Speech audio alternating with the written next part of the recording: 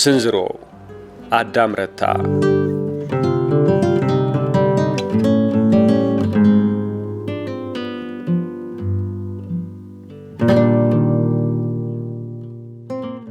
እንደምን አላችሁ ውድ የወገኛ ተረክ ቤተሰቦቻችን። ዛሬም ከአዳም ረታ ያጫጭር ልቦለዶች መካከል አንዱን ወደ እናንተ እናደርሳለን። ይህም ሕማማትና በገና ከተሰኘው መጽሐፉ ላይ የተወሰደ ነው። አዳም ረታ በረጃጅም ልቦለዶች ብቻ ሳይሆን በአጫጭር ልቦለዶቹና በመካከለኛ ወይም የኖቬላ ስነ ጽሁፎቹ የሚታወቅ ደራሲ ነው። አዳም ረታ ከአጫጭር ልቦለድ ስብስቦቹ መካከል ደግሞ አንዱ ሕማማትና በገና ነው። ከዚህ መጽሐፍ ላይ የተወሰኑትን ወደ እናንተ ማቅረባችን ይታወሳል ከዚህ ቀደም። ዛሬ ደግሞ ስንዝሮ የተሰኘውን አጭር ልቦለድ ከሕማማትና በገና መጽሐፉ ላይ ወደ እናንተ እናደርሳለን። ሁልጊዜም አስተያየቶቻችሁን በመስጠት እንዲሁም ደግሞ ቻናላችንን በመከታተል ለምታደርጉልን ቀና ድጋፍ ሁላችሁንም ከልብ አመሰግናለሁ። ቤተሰብነታችሁ ይቀጥል። ሰብስክራይብ ያላረጋችሁ ተከታታዮቻችን ደግሞ ሰብስክራይብ በማድረግ ቤተሰብ እንድትሆኑ በአክብሮት እጋብዛችኋለሁ። ወደ ትረካው እናልፋለን። ስንዝሮ አዳም ረታ።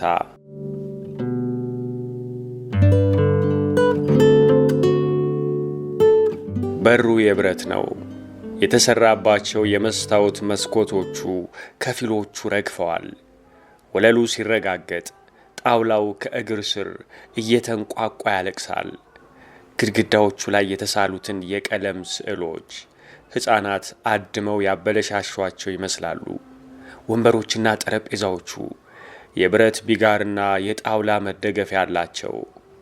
ቡናና ሻይ ማፊያው ማሽኑ የተተከለበት ጠረጴዛ፣ በትይዩ በኩል የተሰራበት ጣውላ እንዳረጀ ብሩ እንደፈራረሰ የፊት መስታወት ያብረቀርቃል። እዚህ ቤት ብዙ ነገር ተፈጽሟል። ደግነትና ክፋት፣ ፍቅርና ጥላቻ፣ ጥፋትና ልማት። የእነዚህም ብውዝና ዲቃላ ድርጊቶች ያልሆነ ነገር የለም ማለት ያልተፈጸመ። ምክንያቱም ቡና ቤት አሉት እንጂ ቦታው መድረክ ነው። እዛ የሚመጡት ሁሉ ተዋንያንና ደራሲዎች ናቸው። ሁሉ የራሱን ድርሰት እየጻፈ ይመጣና ይተውናል። ይሄ ግን አይነገርም፣ አይወራም። ይህንንም ሳይናገርና ሳያወራ ልጠጣ ልብላ በሚል ሽፋን ሲመሽ ወደዚያች ቡና ቤት ተብላ ወደ ተሰየመች መድረክ ሳንቲም በኪሱ ቋጥሮ የማይወረወር ደመወዝተኛ ወይ ቅቤውን ሸቅሎ ካፖርቱን አዝሎ ከቅቤ ተራ የማይወነጨፍ ወንድ ነኝ ባይ ነጋዴ የለም። ከአብይ ጋር እዚች ቡና ቤት ተገናኝተን የተዋወቅ ነው ከ3 ወሮች በፊት ነበር። ቀደም ብሎ ከአንዲት ደስ ከምትል ቀይ ልጅ ጋር በመንገድ ሲጓተት በተደጋጋሚ አጋጥሞኛል። ሲጋራ ለመግዛት እሱ ሱቅም ጎራ የምልበት ጊዜ ብዙ ነው። በአይን ተያይተን ሰላምታ መለዋወጥ ጀመርን። ከእሱ ጋር ማለቴ ነው። ብዙም ሳይቆይ ደህና ትውውቅ ፈጠርን። አብይን አንድ ቀን እዚያች ቡና ቤት ቡና እንጠጣ ብየው ንግዱን እንድትሰራለት ትንሽ እህቱን ሱቁ ወክሎ ሄድን። እንደገባን አንዲት ወለላይ የምትባል አሳላፊ ልጅ እጇን በጠርሙስ ቆርኪ መክፈቻ እያከከች እየተሽኮረመመች ተጠጋችንና ምን ልታዘዝ ጋሼ ደሳለኝ አለችኝ። ለእኛ 2 ኮካ አምጪልንና እዚህ መተሽ ቁጭ በይ። ቡና፣ ወተት፣ ሻይ ምን ትወስጃለሽ አንቺስ አልኳት። እሺ። ለ5 ደቂቃዎች ጠፍታ ኮካችንና ቡናዋን ይዛ መታ ቁጭ አለች። ከአብይ ጋር አስተዋወቅኳቸው። ስማቸውን ሲለዋወጡ የአብይ ምላስ ስለተንደፋደፈ መልእክቱ ሊደርሳት አልቻለም መሰለኝ። አቤል አልከኝ ስምህን አለችው። ራሱን በአሉታ ነቀነቀና ስሙን እንደገና ነገራት።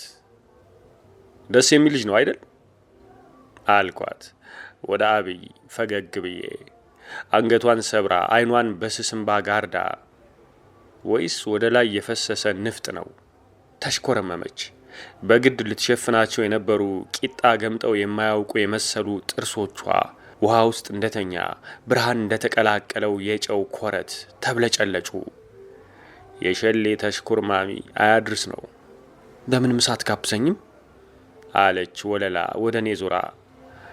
ቢኖረኝ ኑሮ አልኳት። አብይን ጠቀስኩት። የዚህ ዓመት በጋ ግራ የገባው እኮ ነው አለ።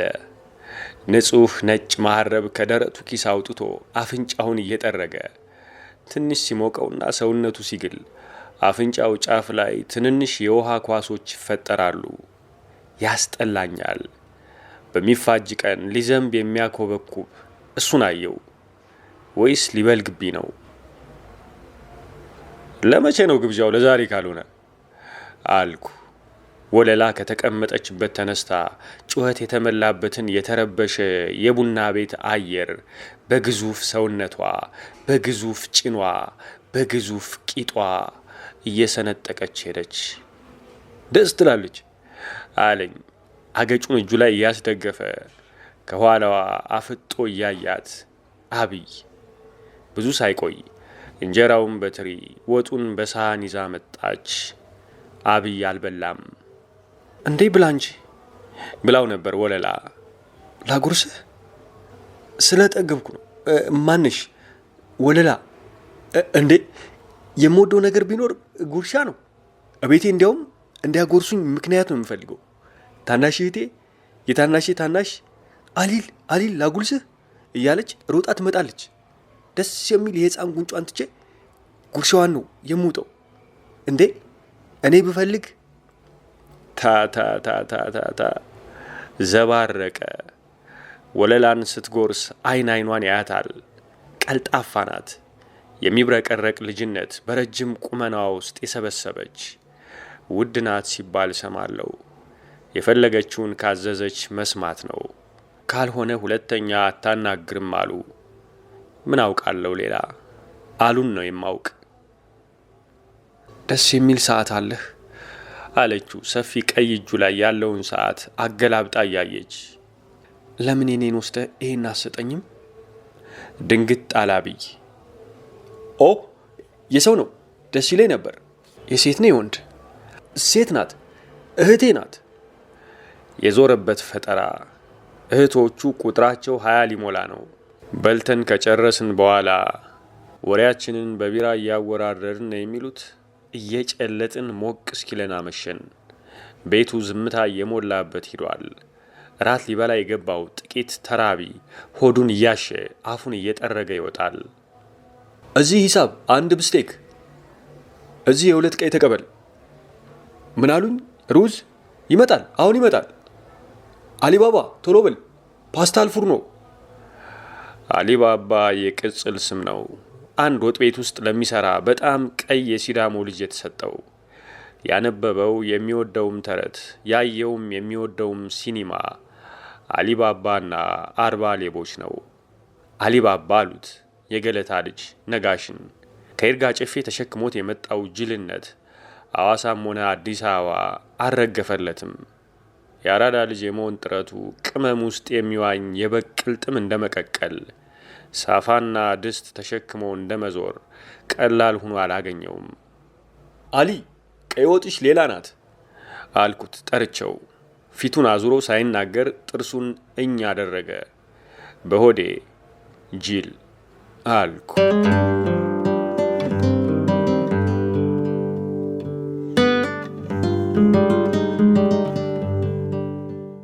ወለላ ደህና ናት ይለኛል አብይ ከዚያ በኋላ ስንገናኝ።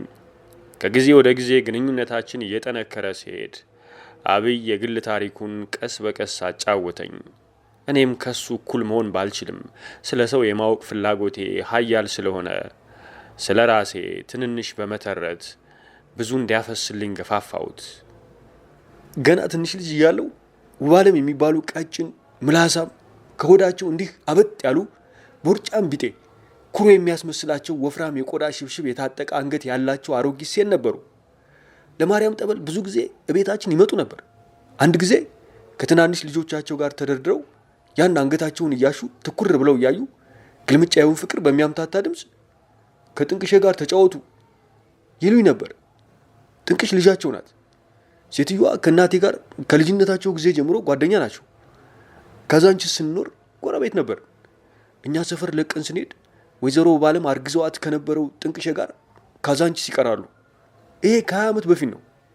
አንድ ቀን ማታ ነው ውባለም ጉበታቸው ተነስቶባቸው ታመው ተኝተው ያረገዝኩት ሴት ከሆነች ፍቅራችንም ከጸና ለልጅሽ እድራታለሁ ይቺው ማርያም ምስክሬ ናት አትላቸው መሰለ ለእናቴ።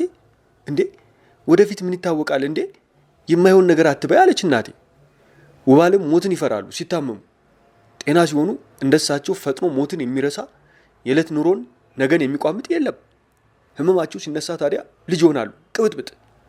ያሉትን ይረሳሉ፣ የጨበጡበትን ይለቃሉ። ጥንቅሽን ግን ለእኔ አልረሱ። ማርያም አመቷ ነገ ነው፣ ከጥንቅሽ ጋር ሆናችሁ አስቀድሳችሁ ትመጣላችሁ፣ የአመቷን ጠበል ጠዲቅ አደርጋለሁ ስትለኝ እናቴ አእምሮዬ ጭልም፣ ጸጉሬ ቀጥ ይላል። እናቴን ለማስደሰት ስል ግን አይኖቼ ብልጭ፣ ጥርሶቼ ግጥጥ ይላሉ። ቢያሰላችሁኝ ሁለቱም እናቴና የስለት እጮኛዬ ጥንቅሽ እኮ ማርያም ናት አልኳት። አንድ ቀን እናቴን ከማርያም እኩል ያረካት ልጄ አለችኝ። የእግዚአብሔር ናት ማለቴ ነው። ሽንኩርት የለበለባቸው አይኖቿን በኩታዋ ሻሽታ ዝም አለች። እና የምልህ ይቺ ጥንቅሽ ከሚሏት ወይ አልተጋባን ወይ አልተፋታን። አንድ ቀን ጥንቅሽን ልጠይቃት ቤቷ ሄድኩ። ቅዳሜ ዕለት ነው፣ ትዝ ይለኛል። አረሰውም እስከ መቼም ቢሆን። ባለፈው ሳምንት ውስጥ 8 ሰዓት አካባቢ የሚያዝያ ፀሐይ ከሮ ውሎ ዝናብ ሊጥል ያጋተ ጥቁር ደመና ከአድማስ አድማስ ኩትኛ ተዘርግቶ 2 ደቂቃዎች ያህል ቁሜ የመኖሪያ ቤት አጥሯን የቆርቆሮ በር አንኳኳው። በውስጥ ልብስ ላይ ጋቢዋን ደርባ እጮኛዬ ጥንቅሽ በበር ቀዳዳ ትንሽ ጠብቀኝ ብላ ተመልሳ ወደ ቤት ገባች። ቃሏ ስለሆነ ጠበቅኳት። እሷን ከማፈቅራት ይልቅ እፈራታለሁ ብል ይቀላል። ይገርማል። እና ሁልጊዜ ቤቷ ሲሄድ በሩ ገና ሲበረገድ ብልጭ የሚለው ያን ፊቷን ማየት እፈራለሁ። ቀጭን የተከረከመ የመሰለ ቅንድብ፣ አጭር አፍሮ፣ ከበድ ያሉ ከንፈሮች፣ ፀሐይ ያተኮሰው የሚያብለጨልጭ ወርቅማ ቆዳ፣ ዘለግ ያለ ቁመና፣ ቀጭን አንገትና ሽንጥ፣ ከበድ ያለ እግር። እፈራታለሁ። እና ቤት ገብታ ሌላ 3 ደቂቃ ያህል ቆይታ ተመለሰች። ተከታትለን ቤት እንደገባን እኔን ሳሎን ተቀመጥ መጣው ብላኝ ወደ መኝታ ቤቷ ሄደች። ትታይ ጠፋች። እዚያው ያለችበት ቤት ውስጥ ሌላ ክፍል ለብቻ የተደብረ የተቀምጬ ምን ልበልህ ያለው የተፈጠርኩም አልመሰላትም። ረሳችኝ ወይም የረሳችኝ መሰለኝ። ለራሷ የከፈተችው ሙዚቃ በለዘብታ የተቀመጥኩበት ድረስ ይሰማኛል። ተጣራው። ቴፑ ዝም አለ። ተጣራው። ሙዚቃው እንደገና ጀመረ። እንደ ድመት እያደባው በቀስታ እየተራመድኩ ወደ መኝታ ክፍሏ ተጠጋው። የተገረበበ መኝታ ቤቷን በር ቀስ አድርጌ ገፋው። ባልጎላ ድምፅ ላንኳኳ ሞከርኩ። ጣቶች የተሳሰሩ እንደምንም ብዬ ሰፋ አድርጌ ስከፍት አልጋዋ ላይ በጀርባዋ ተኝታ አየኋት።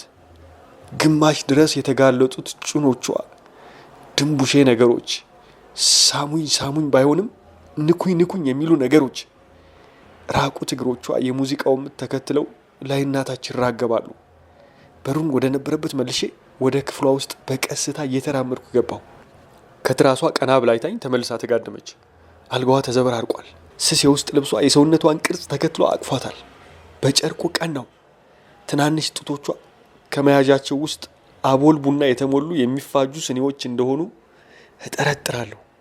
የመስኮቱ መጋረጃ ጨርቅ ተጣድፎ በሚገባ ንፋስ ልቡ እስኪወልቅ ይርገበገባል። አይበርድሽም እንዴ አልኳት። ከውስጥ በኃይል ተንፍሳ ዝጋው እስኪ መስኮቱን አብይ አለችኝ። ስሜን ከሚጣፍጥ ምላሷ ስሰማው ሽንገላ መሰለኝ። በልቶ ያላደረ የመሰለው ወገቧ ወደ ፍራሿ እየሰመጠ እንደሚሄድ ሁሉ ያን መመልከቱ በቅንዝር የደነገጠ ልቤን ወደ አፌ እየገፋ መጣው። መስኮቱን ያለ ድምፅ ቀስ ብዬ ዘጋሁት።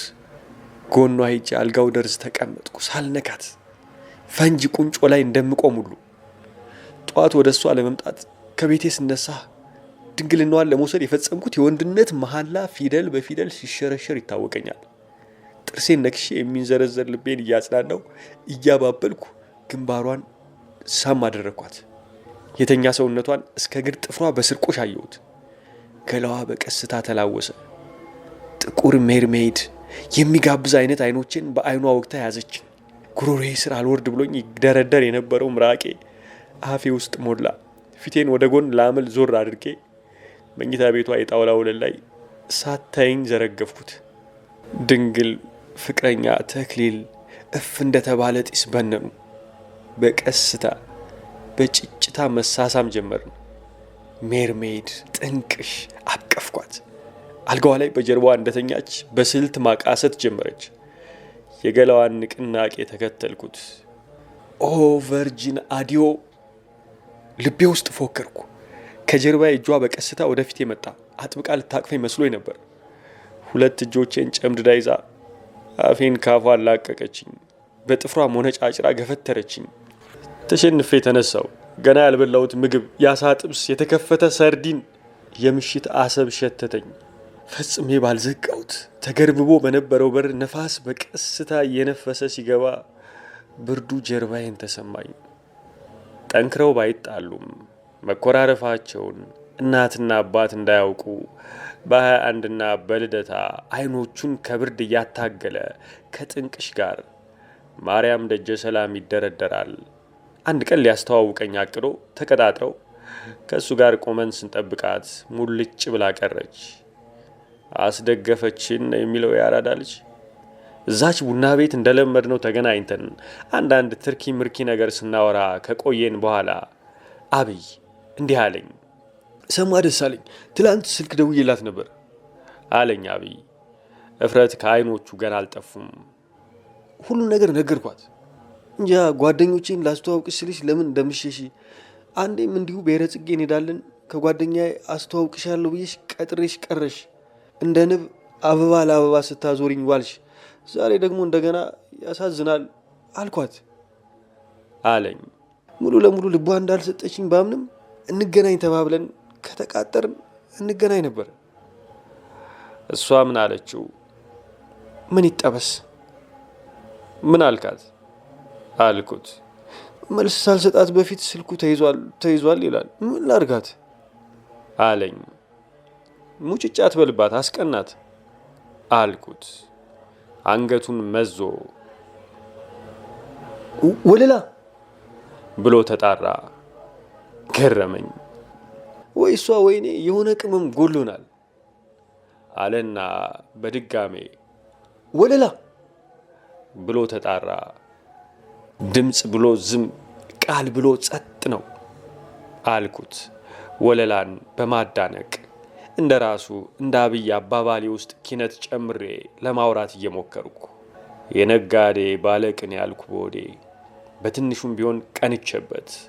ከዚያ ጊዜ ጀምሮ ታዲያ ጅብን አህያ ተራ አብይን እዚያች ቡና ቤት ጥንቅሽ ድንግል ሁኜ እጠብቅሃለሁ ብላለች። ታምናታለህ አልኩት። የእሷን የሥጋ ግድግዳ የቤቷን አጥር ትስራበት። ምርር ብሎት ነበር።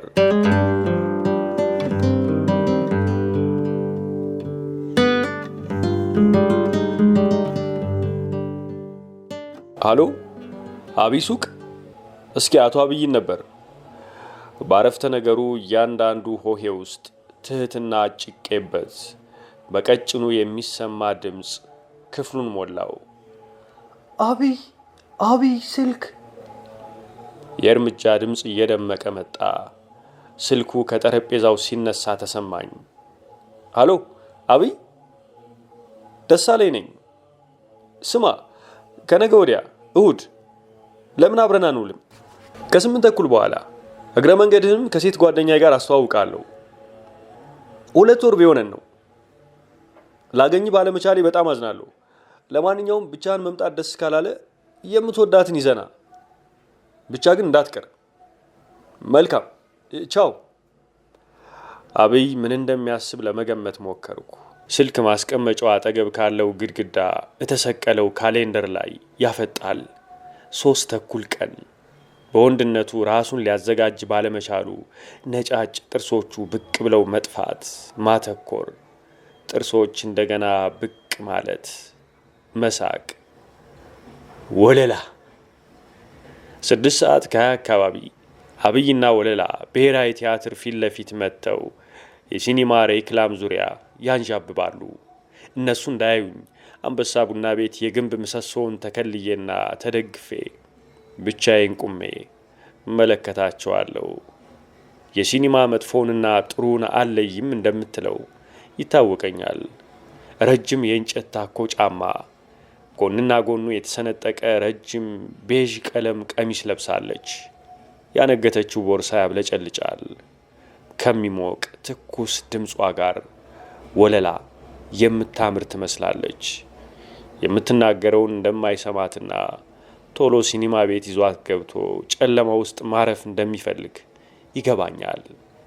ነገ ከነገ ወዲያ ወይም ቆይቶ አንዱ የሚያውቀው እንዲህ ይለዋል። መቼ ዕለት ነው? አዎ እሁድ ሲኒማ ቤት አይቼ ነበር። ያችን ሴት ያየዋት ይመስለኛል፣ አብራ የነበረችውን። ሌላው ረቀቅ ያለው ገርልያሽ ሲኒማ ቤት መግባት ጀመርሽ እንዴ?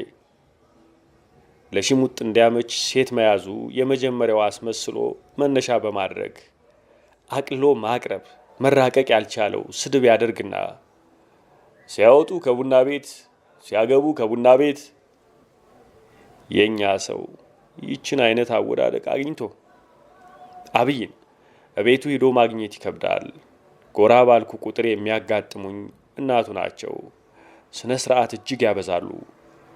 ወይ አሁን ወጣ፣ ወይ አሁን የተፈላለትን ሻይ በቁሙ ጠጥቶ ነው ሄደው፣ ምን እንዳስቸኮለው እንጃ፣ ወይ ጧት ይወጣ አልገባም፣ የእሱን ነገር ተወኝ ይላሉ። ከጓዳ እየወጡ እንደሆነ ቆሻሻ እጃቸውን ወደ ኋላ ደብቀው ተኳኩለው እንደሆነ ፍልቅልቅ እያሉ ተዝናንተው ተቀምጠው እንደሆነ እየጋበዙ ባየኋቸው ቁጥር የሚረዝሙብኝ ቀጭን ሴት ናቸው። ሲስቁ አይኖቻቸው ይጨፈኑና ገጻቸው ድሩ እንደተመዘዘ ኩታ ይሸበሸባል። ባላቸው በሄዱበት ይሄዳሉ። ወደ ቤተ ክርስቲያን ወደ ቤተ ክርስቲያን፣ ወደ ዝክር ወደ ዝክር፣ በሽተኛ ጥየቃ በሽተኛ ጥየቃ፣ መኝታ ቤት መኝታ ቤት። ከባላቸው የካፖርት የኋላ ጫፍ ከብርድ ልብስ ላይ ተቀርፍቶ እንደሚቀር የጥጥ ጓል ተንጠልጥለው ይውላሉ። ዝም በይ፣ ዝም፣ አፍሽን ዝጊ፣ ዝግት። ትዕግስት ያለቀ፣ የኔም አልቋል። ሳቄ መጣ፣ መሳቅ አያሳዝንም? እንባዬ መጣ፣ እንባ እርግፍ እርግፍ። የሚያሰለቹ ሴት እሳቸውን አየው። ቢጎዳቸውም የተባሉትን በትትና ለመፈጸም የሚተጉ። ይመጣል፣ ጥንቅሽ ጋር ይሆናል የሄደው። እሷ ጋር ከሄደ እግር ብረት ገባ በለው። ስምህን በስልክ ሲያነሳ ሰማዋለሁ። አንድ ቀን ጋብዘዋለሁ ሲለኝ ነበር። ልብ የለውም። ንግድና ልብ አይገናኝም በዚህ ዘመን። ደውልለት፣ እዛ አይጠፋም፣ ደውልለት። መስሪያ ቤቱ ስልክ ደወልኩለት። የአብይ ድምፅ የማሲንቆ ስልት ይዞ ከች አለ። ምነው አንተ እሁድ ዕለት ቀረህ ብዬ ተቆጣው። ጸጥ ብሎ ትንሽ ቆየ። ወፍራም ጉንፋን ይዞት ጭልጥ አለ። በስልኩ ውስጥ ቀኬውን ስረግምለት አልሰማኝም። እዚያው ነበርኩ፣ ጠበቅኩ። ጥንቅሽ አሟት አልመጣም አለችና ወለላን ጋበዝኳት። ወለላ ደስ የምትል ልጅ ናት። ባንገናኝ ነው እሱስ አለኝ። ሲኒማ ገባችሁ እንዴ? አዎ። ልክ አልነበርክም አልኩት። ምን ይደረግ ጠፋ አለኝ። ሌላ ቀን ስንገናኝ ሲኒማ ቤት ከወለላ ጋር ሲቆምና ሲቀመጥ የተሰማውን ነገረኝ። ከጥንቅሽ ወደ ወለላ መሄድ ከበደኝ። በልጅነቴ ያሹት ጭንቅላቴ እስከ ዛሬ ድረስ አላንሰራራ ብሎኛል። በእርግጥ ወለላ ደህና ባህሪ ያላት፣ ጥሩ ጸባይ ያላት። ጥርሴን ነክሼ ለመወሰን ስነሳ በተለያየ ቋንቋ ሰዎች የሚወረውሩብኝን የነገር ማዕበል የሚችሉ አይመስለኝም። እንደ ትንሽ ጀልባ አሰቃያለሁ። የሽሙጡን ያሉባልታውን እሾህ አልችለውም። እንደ ቁልቋል አለቅሳለሁ። አሳዘነኝ። ቤተሰቦቿ እናቴን ጥንቅሽ አምናው እስከ ዛሬ ቆይታ ልጅሽ ለጋለሞታ ብሎ ጉድ አደረገን ማለታቸው አይቀርም። እናቴ መንፈሷ እንዲጎዳ አልፈልግም አለኝ። እሱ ልክ ሊሆን እንደሚችልና ከኋላ ቀር ሕዝብ የሚመጣበትን ተረብ የሚቋቋም ዘመናዊ ልብ እንደሚያስፈልገው ላብራራ ሞከርኩ። አንተ የምታውቀውን እኔም አውቀዋለሁ፣ ሆዴም ውስጥ እቀበለዋለሁ። አረፍ ብሎ የግንባሩን ቆዳ እንደ አኮርዲዮን ሸራ ሰብስቦ ሰዎች ናቸው አላምን ያሉኝ። ሮም ውስጥ እንደ ሮማውያን መሆን አልቻልኩም አለኝ። የሰው ወሬ ትንሽ ጊዜ ሞቅ ሞቅ ነው። ትንሽ ቆይቶ እንዳልነበረ ይጠፋል። ይልቁን ጥምህን አትግደል፣ ፍቅርን ተከተላት። ፍቅር የራሷ ሽልማት አላት። የሚወድ ሰው ታላቅ ነው ያለው ሼክስፒር ነው። ይህን እንኳን ውሸቴን ነው፣ ቅዱስ ውሸት ነው የሚባለው። ይሄም ቅዱስ ውሸት ያልኩት ውሸት ቢሆንስ? ብዙ ነገር መከርኩት። ሌላ ቀን እዚያች ቡና ቤት ተገናኝተን አንድ ጥግ ይዤ ቁጭ ብዬ ነበር።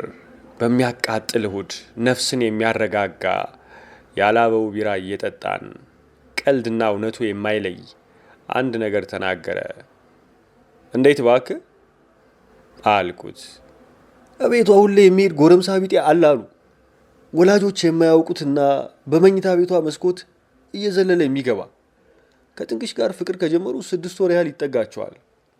ሰፈርተኛዋ ነው አሉ። ደግሞ ማናወቀና ነገረ አልኩት። ገረዳቸው አለኝ። መቼ ነገረች? በጣም ጓጓው ነገሩን ለመረዳት። በቅርብ ሳላገኝ ቀርቼ ነው ያልነገርኩ። ከነ ወለላ ቤት ምግብ ሰሪውና የተቀጠረች ከነ ጥንቅሽ ዘንድ ከወጣች ገና 15 ቀን እንኳን ያልሞላን ልጅ አለች። አይታት እንደሆነ? አላየዋትም።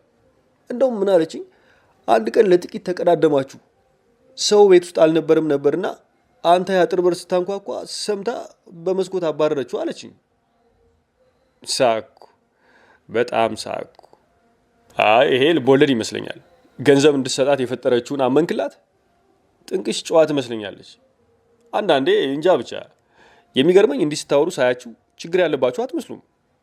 ካስተያየቷ እኔ ስገምት የምትወድ ነው የሚመስለው። እንዴ የነገርኩት እዚህ ይላል።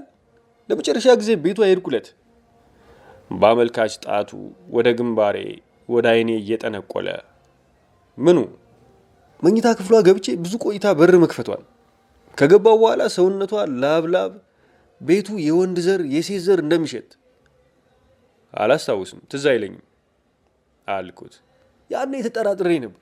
ደግሞ የመስኮቷ አበረጋገድ የሆነ ቅር የሚል ነገር ይሰማሃል። አንዳንድ ነገር ሲሆን አለ አይደለ? ተጨባጭ መረጃ የለህም፣ ግን ልክ ያልሆነ ነገር እንዳለ ይታወቃል። ብቻ ምን ይመስላል አለኝ። በደንብ አረጋግጥ። በችኮላ አትወስን። የምትወስነውን አንድ ቦታ ደርሳሉ። ቆሞ ሰዓቱን እያየ ወደ እኔ ፊቱንም ሳያዞር ቻው አለ።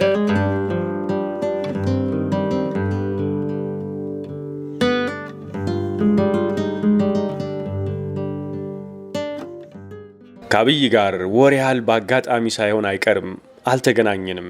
አንዳንዴ ሲመቸኝ ቡና ቤቱ እየሄድኩ በወለላ በኩል ሰላምታ እንዲደርሰው ለማድረግ ሞክሬያለሁ። የቤታችን ስልክ ስለተበላሸ እሱም ሲደውል አያገኘኝም። የመስሪያ ቤታችን ስልክ ደግሞ ትዕግስት ያስጨርሳል።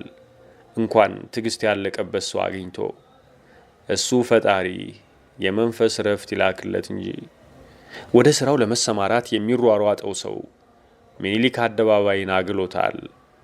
አውቶቡስ፣ ቀይ ቢጫ ቀለም፣ ሰርቪስ፣ ክላክስ፣ ወይዛዝርት፣ ሹል የሚጮህ ጫማ፣ ታክሲ፣ መንኳኳት፣ ክላክስ፣ ወይዛዝርት፣ ነጭ ነጠላ የሚያብረቀርቅ ወሬ፣ መዓት ድምፅ። እኔ ደሳለኝ ግን ራስ ምታት፣ ቡም ቡም የሚያደርግ ራስ ምታት ከጆሮዬ ከፍ ብሎ ደግሞ መቅፈፉ። የትላንቱ ሌሊት ነጃሳ ነበር። መስሪያ ቤቴ ካሉ ሰዎች ጋር ቢራዬን ስደፋ አምሽቼ ወደ ቤቴ ለመግባት ከተሰናበትኳቸው በኋላ እንዴት እንዳለፍኩ በየት እንደሄድኩ ሳላውቅ ገዳም ሰፈር ተሰንቅሬ ያደርኩ። ከመሰንቀርም መሰንቀር ከቀዘቀዙ አሮጊት ጋር ከሴት ጋር ለመገናኘት ያለኝን ከፍተኛ ፍላጎት ለመግለጽ ስጣጣር ስቱፒዶ ይላሉ። ስቱፒዶ አፋንኩሎ ሲሉኝ አደሩ። ካጉተመተሙልኝ ታሪካቸው እንደተረዳሁት በ1928 ጣሊያን አዲስ አበባ ሲገባ መርቆ የከፈታቸው የደብረ ብርሃን ሴት ናቸው። ቢሮዬ ገብቼ እስከ ጣሪያ የሚደርስ በእንጨት ከተሰራ የፋይል መደርደሪያ ስር የጣውላ ወንበሬን አስጠግቼ ጠረጴዛው ላይ ራሴን ደፋ አርጌ አይኖቼን ጨፈን አደረግኩ። ስልኩ ጮኸ። ካሮጊቷ ጋር ተናጅሼ ከወጣው በኋላ አፍ የሚያካፍስ ሰው ያጋጥመኛል ብዬ ስለፈራው ቴሌፎኑ ፊቴ እያለ ሩቅ ያለውን የሥራ ባልደረባይን ጠርቼ አንሰው እባክህ ይሄን ነገር ብየው እጄን አጣምሬ ጠረጴዛይ ላይ ተመልሼ ማናወዜን ቀጠልኩ። አሎ? አዎ። የራሱን ስልክ እኔ ላይ ይወረውራል አለና ጆሮዬ ስራ አጋድሞት ሄደ። ከጠረጴዛው ላይ አፈስኩት። ሃሎ አልኩ።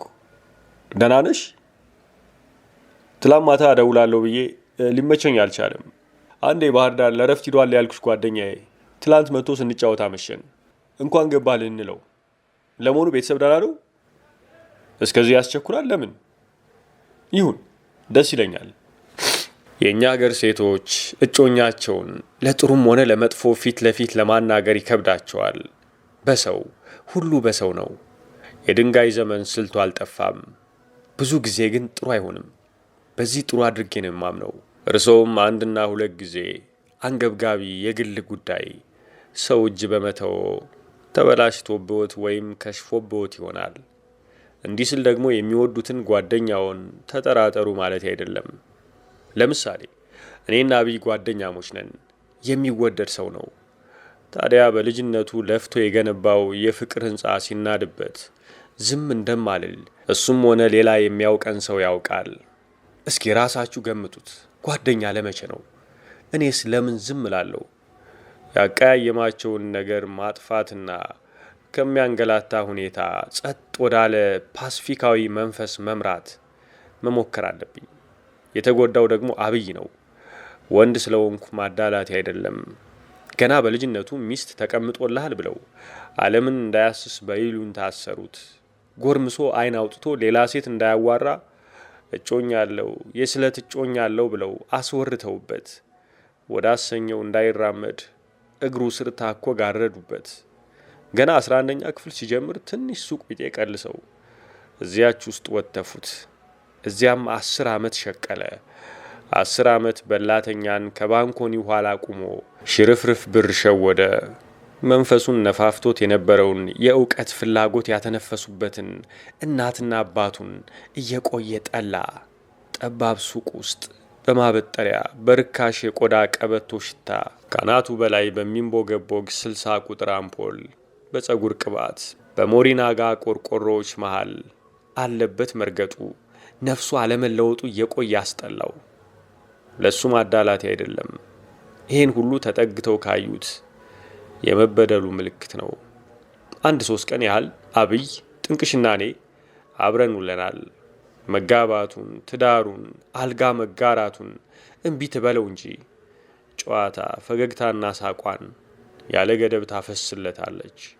አብይ ሲፍለቀለቅ ይውልና ደስታ ያሰከራት መስሎት አንገቷ ዙሪያ እንደ በራሪ ነገር እያንዣበበ አንጋባም እንዴ ሲላት ምታቷን መበተን ትጀምራለች። ሁለተኛ ደረጃ 9ኛና 10ኛ ክፍል ከተማረችው ፈረንሳይኛ ደብለቅ አድርጋ 12ኛን ጨርሼ ዩኒቨርሲቲ ብገባም ባልገባም ትዳር ደግሞ እንዴ የሚያስቸኩል አይደለም። ማውጣትና ማውረድ ያስፈልጋል አይደል? ፍቅራችን ስር መያዝ አለበት። ከዚህ የበለጠ በጣም ረጅም ስር። በመጀመሪያ በመሃይምነቱ ትቀልድበታለች። አፍሮ ሳይጨርስ ይሉኝታ ውስጥ ከተዋለች። ይሉኝታ ውስጥ ተዘፍቆ ወጥቶ ገና ሳይደርቅ በሚያቃጥል ፈገግታ ታጥበዋለች። ያኔ አብይ ወዳጄ ስጋውና መንፈሱ በሚያጋጥማቸው ተቃራኒ አቀራረብ መሃል እንደ በረሃ ድንጋይ ይሰነጠቃል። ጥንቅሽ ትንሿን ነገር ሁሉ አስባ የምትሰራ ናት። አዲስ ስታይል ጫማ ገበያ ከወጣ በችኮላ ዘላ ወይ ልምድ እንዳላበሰላት እንደ ትንሽ ልጃገረድ ማንም ቀሽም ሴት እንደምታደርገው ተሽኮርምማ አመልካች ጣቷን በፊት ጥርሶቿን ነክሳ ከንፈሮቿን አሞጥሙጣ የምትፈልገውን አትጠይቀውም። ሱቁ ሄዳ እንደ ተከለከለች ሁሉ ውስጥ ሳትገባ ከውጭ ባንኮኒውን ተደግፋ እጆቹን እያሻሸች ታጫውተዋለች። ማነሳሻ ነገር ትፈልጋለች። ለምሳሌ የልብስ ማስታወቂያ የሚያሳዩ ባለቀለም ፎቶግራፍ ላይ ያሉ እሱ ሱቅ ግድግዳ ላይ በሙቅ ወደ ለጠፋቸው የወንድና የሴት የመጽሔት ላይ ሞዴል ፈረንጆች ታመለክተውና ደስ አይሉም ትለዋለች። ጥያቄና መልስ ደባልቃ ራሱ በለጠፈው ስዕል ታስቀናዋለች። ወንዱ ደስ አይልም፣ በተለይ አቋቋሙ ስጋ ወደ ለበሱ ምድር ላይ ወዳሉ ራሱን ወደ መሰሉ አበሾች አታሳየውም። በአይነ ስጋ ወዳላያቸው በስልጣኔ ስለገፉ የሚንቁት የሚመስሉትን እሱም መሆን ወደሚመኛቸው ነጮች ነው። እነሱን እንደ ጓደኞቿ ታደርግና እሱን ወንጅ ስኳር እየቸረቸረ ፎረፎሩን የሚያቦን ከባንኮኒ ኋላ የቆመ ጦጣ ታደርገዋለች ይመስለዋልም። እናንተ ተማርን እያላችሁ አሁንማ አገራችሁን ተዋችኋት። አሁን እነኝህ ምናቸው ደስ ይላል ይላታል። በእሷ መናቁ አንጀቱን ይበለዋል። ጨረቃ ላይ የወጡ ስልጡን ፈረንጅ ጋር እያወዳደረች ስትመዘምዘው ምን ያድርግ? ይህን አባቷና እናቷ ያላመዱላትን አይጥ የማይገድል ወጥመድ ውስጥ አስረግዛ ትከተውና 2 ቀን ሳይቆይ ለልብስ ለጫማ ብሎ 300ና 400 ብር አምጦ ይወልዳል። የነፍሰ ጡር ሐሞቱ የሚበርደው ግድግዳ ላይ በአጃ የለሰናቸውን የፈረንጅ ስዕሎች በጥፍሩ እየሳበ ሲቀድ ነው። ፈረንጅ ምን አጠፋ አበሻዬ በከረፋ ይላል ለራሱ ምርር ሲለው። አልፎ አልፎ ይተርፈኛል። አንድ የገና በዓል ዕለት እስከ መጨረሻው ድረስ አሽቀርቅሯት በተጨማሪ ወዲያ ወዲህ የምትይበት ብሎ ወደ 600 የሚጠጋ ብር ሰጥቷት ወይ ያለው ማማሩ ወይ ያለው ያንበሽብሽ። እሷም ስጦታ ብላ ለእኔ 1 ጥንድ ቆዳ ጫማ ገዛችልኝ። የእኛ ወንድ ቅናት ያበዛልና አልተነገረውም። በማያውቀው የፈረንጅ ስዕል የቀና በሚያውቀኝ አበሻማ ጥንቅሽ ልዕልት አዲስ አበባ መባል ትችላለች። ውብ ናት፣ እጅግ ውብ ናት። ቦቲቼሊ የሳላትን ቬኑስ ትመስላለች። እንደሚባለው ያው ጸጉሯ አልበጨጭም እንጂ ሐሳዊ ዘመናዊም ናት። ሊፕስቲክ፣ ረጅም ጥፍር፣ የጥፍር ቀለም፣ ሰማያዊ ጂንስ፣ ኩል፣ ረዥም ቀጭን የተገጠበ ቅንድብ፣ ይሄ ሁሉ አላት። ዜማም ሶልና ፈንክ አጠናቃ ባትችልበትም ታንጎራጉራለች። ከውስጥ ጠልቀው ካዩት ቅርብ ናት። ውጪ ስትራመድ ትንፋሿን ትውጣለች። ራሷን ለቃ ቤቷ ጓዳ ስተኛ ታንኮራፋለች። ዘመናዊ የመሰለች ግን ሲያልፍ ያልነካት ከጨርቃ ጨርቅ ከወሲብና ከአርቲ ቡርቲ ከምንትስ በተለየ ነገር ያልፈረነጀጀች አንጎሏ ከቄራ ስጋ ያልተለየ የሆነች ሻኛ የሆነች ፍሪምባ በህብረተሰቡ ታላቅ የባርነት ጅረት ውስጥ የሚቀላቀሉ ገባሮች ስንት እሷን የመሰሉ ይኖራሉ። ክረምት ክረምት የምንፈልገውን እናውቃለን ብለው አምፀው ድንጋይ ወርውረው እግር አንስተው ደረት ገልጠው ፈረሰኛ ሁነው ዘለው ሌላ መስመር እናበጃለን ብለው ደንፍተው ግን ኩልል እያሉ ድምፃቸውን አጥፍተው ያለማፈር ወደ ዋናው የአድርባዮች ወንዝ የሚገብሩ የጥንቅሽ ውስጧ ድንፋታ ነው። ቢሆንም ጥንቅሽ ውብ ናት። ባልና ሚስት ተብሎ ገላዋን መሞቅና የምትወልዳቸውን ልጆች ማቀፍ ቋንቋ ሊገልጸው የማይችል ውበትና ደስታ ነው። መታደል ይባላል። ለዚህም ታዲያ አብይ በፊት ባለው አቅም ተገለባብጧል። መስሪያ ቤት ስልክ ደውላ መልእክቱን በአስቸኳይ እንድነግረው ስትገልጽልኝ በመጠኑም ቢሆን ደነገጥኩ። ለምን አንቺ አትነግሪውም ካልኩ ወንድነቴን እንደ ጫማ ያወለኩት መሰለኝ። አይኖቹን መድፋት የጀመረውን ድፍረቴን ላለማሳጣት መኖሪያ ቤቱ ስልክ ደወልኩለት። ከዚያች ማታ ጀምሮ ከአብይ ጋር አልተገናኘንም። መንገድ ላይ ተያይተን እንኳን የምንተላለፈው እንደማንተዋወቅ ሁሉ ነው። ፊት ለፊት መናገር አስፈርቶኝ ስልክ ደወልኩ እንጂ ነገርየውስ ከባድ አልነበረም። የሚያስኮርፍ የሚያጣላ ቂም በሆድ የሚያስቋጥር አይመስለኝም። በዚች አምሮባት የጀመረች ማታ ከንፈሮቼ በእርካታ እየነደዱ ለአብይ ደወልኩለት። እኔና ጥንቅሽ የዛሬ 15 ቀን ቀለበት ልናደርግ ነው ስለው ትንሽ ዝም ብሎ ጠብቆ ለምን የዛሬ ሳምንት ሰርጌን አትበሉ? እኔና ወለላ የምንጋባበት ነው አለኝ። ከጥንቅሽ መኝታ ቤት ውስጥ ሆኜ ወደ አዲስ አበባ እዳሪ በጨለማው ውስጥ አፍጥጬ ከጉለሌ ጓጉንቸሮች ጋር ሳኩ። እነሱ በጋ ሸሽተው ጉረኛ ሽርተታቸው በጠፋና ቋንጣ በሆኑ እንሽላሊቶች ላይ፣ እኔም ዓለም ላይ ባሉ እንደ አብይ ባሉ ጅሎች ላይ። ጥንቅሽ አልጋዋ ላይ እንደተኛች እጄን ጎተተችኝ። ራቁት ዳሌዋ ዙሪያ በትብብር የበታተነው አንሶላ፣ አይኖቿ በከፊል ተከድነው አፌን አፏ ላይ መድፋት ስጀምር ከሳሎን የሚፈልቀው የእናቷ ድቡልቡል ሳቅ እየነጠረ መጥቶ እየነጠረ ጠፋ። ለምን ሁላችንም አንስቅም?